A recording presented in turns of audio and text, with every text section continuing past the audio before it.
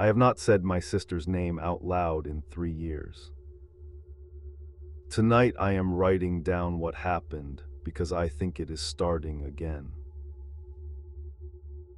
Her name was Marin. She was 19, 2 years older than me, and she could hold her breath longer than anyone I have ever known.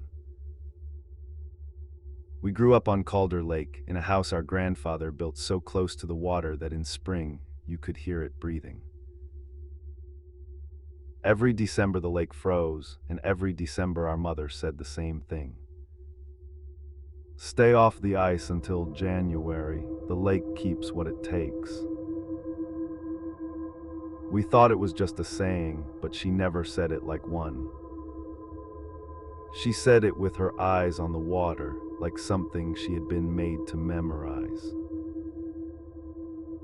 3 winters ago, on the 14th of December, Marin walked out onto the ice to photograph the sunset. I watched her from the porch.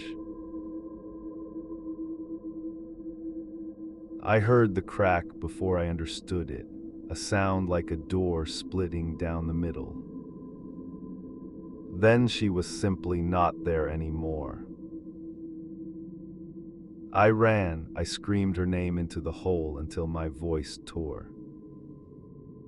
The water under the ice was black and calm, and it gave back nothing.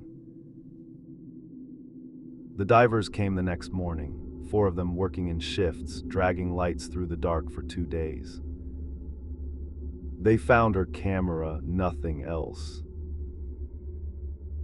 The oldest diver sat in our kitchen afterward, hat in his hands, and said, "Lakes like this one don't give people back. I'm sorry." I hated him for saying it. I hated how he wouldn't look at the window while he said it. The window that faced the water. They called off the search on the 3rd day. My mother stopped speaking. The house went quiet in a way that felt structural, load-bearing. On the 5th night, freezing rain came in off the hills and rattled the glass like thrown gravel. Nobody in that house was sleeping. At 3:10 in the morning, someone knocked on our front door. 3 soft knocks, a pause, then 2 more.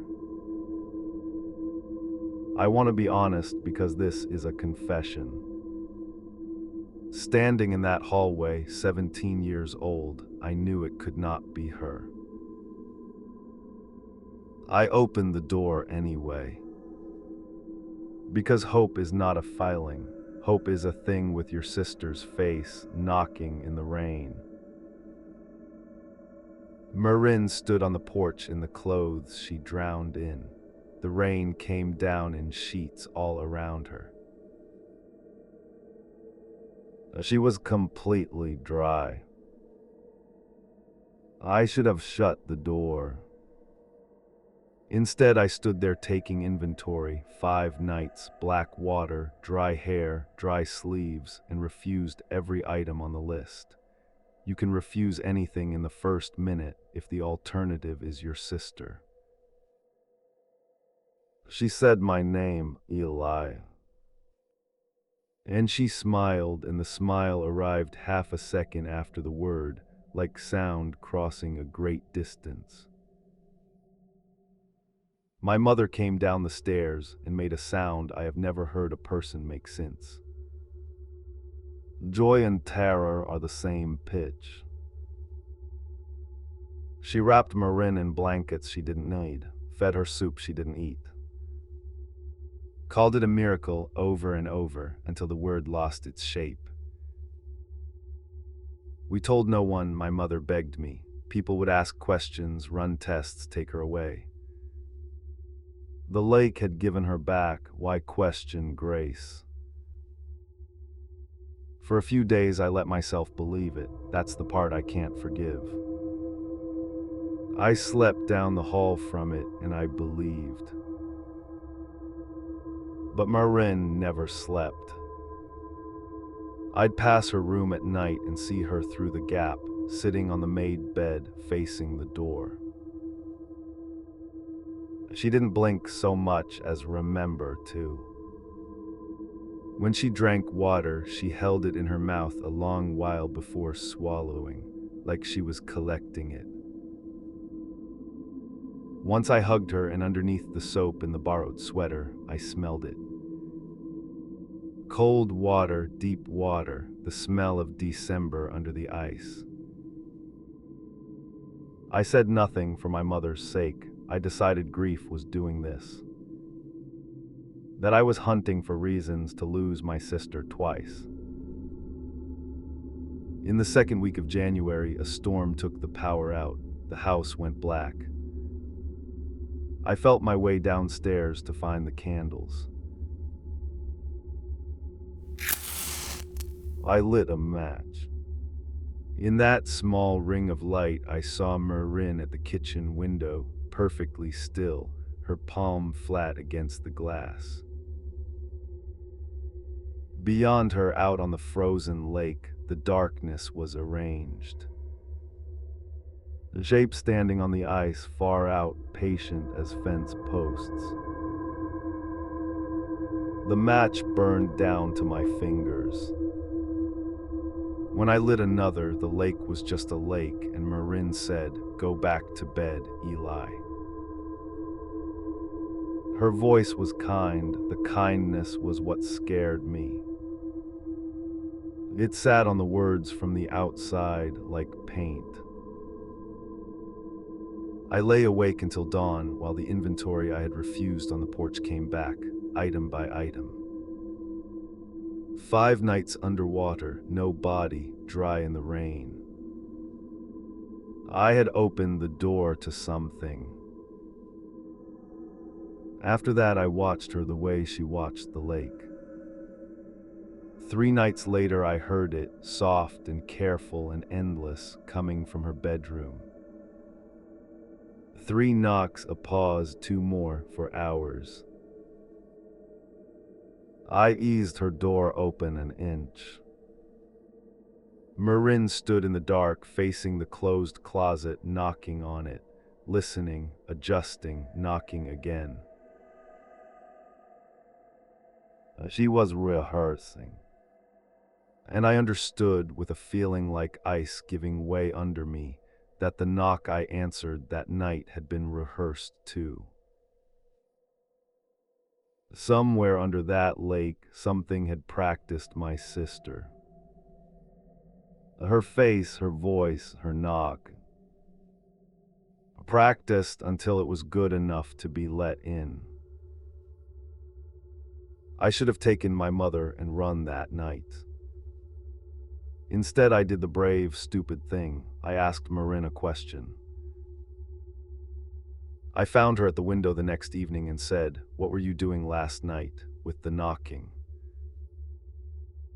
She looked at me for a long time. Then she said very gently, "A door can only be opened from the inside. They taught me that." I asked who taught her. She turned back to the lake, and her reflection in the glass smiled before she did.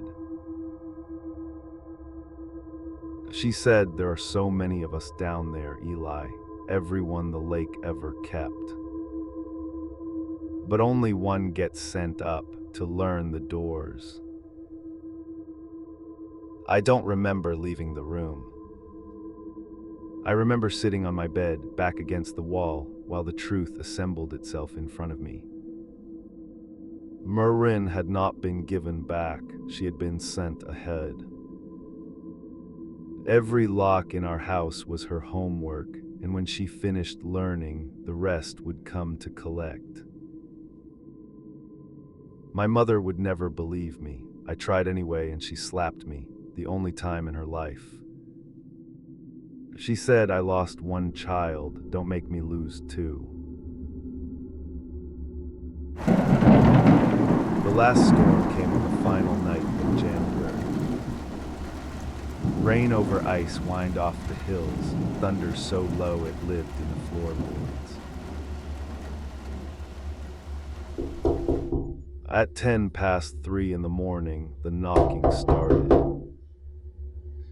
Not at the front door, at every door, every window, all of them at once. 3 knocks, a pause, 2 more. From the porch, the back door, the cellar, the windows upstairs, dozens of fists, patient, polite, soaking wet. And through it all I heard Marin moving through the house, calm as a nurse on rounds, going from lock to lock. Opening them. I screamed for my mother. From the stairs I heard Marin call out, bright as a holiday, "Mom, they're here." And my mother, half asleep and hopeful, answered her, "Who, sweetheart?" Then the front door swung wide and the storm came in, and under the storm came footsteps.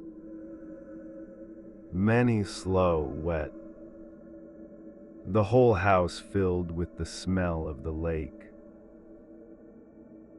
I went out my window onto the porch roof and dropped into the mud and ran. I am not ashamed of running. I am ashamed of what I heard behind me. My mother was not screaming. That is what I can't live with. She was laughing, the same sound she made on the stairs the night Marin came back. Joy and terror are the same pitch. She was greeting them like family. The police found the house open and empty, every door unlocked from the inside, water pooled in every room. They never found my mother. The lake gave back nothing. I moved 600 miles inland, no lakes, no ponds. I told no one until tonight, 3 years of silence like my mother after the ice. Last night at 3:10, something knocked on my window. 3 knocks, a pause, 2 more. Then my mother's voice said, "Sweetheart, it's cold out here."